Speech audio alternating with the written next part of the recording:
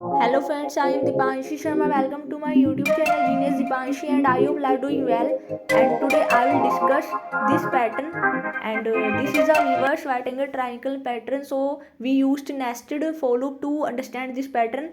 So firstly we create outer for loop, and in this outer for loop we takes 5 as lower limit, 0 as upper limit, and minus 1 as a step value. So this outer loop will move from 5 to 1, 5 4 3 2 and 1, and we create another loop inside this outer for loop that is called as inner for loop. And in this inner for loop we also takes 1 as lower limit and I plus 1 as upper limit, and inside this inner for loop we point the variable I plus j mod 2, and modulo operator always return reminder. So I plus j means the value of I and j variable will be addition, and then mod 2.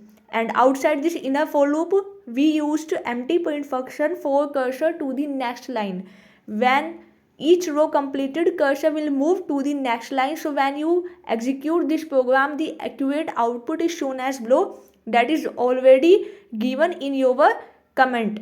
So I hope you understand, and if you have any doubts, any questions regarding this pattern, you can ask me anytime, because in this pattern in each row the number 0 and 1 is repeated in an alternative way, and in each columns 0 and 1 numbers is repeated in an alternative way. And this pattern is a reverse right angle triangle pattern. So we use nested for loop, and we take 5 comma 0 comma minus 1 in outer for loop and 1 comma I plus 1 in inner for loop, and we print I plus j mod 2 inside this inner for loop. So I hope you understand, or you can watch the Django playlist from scratch.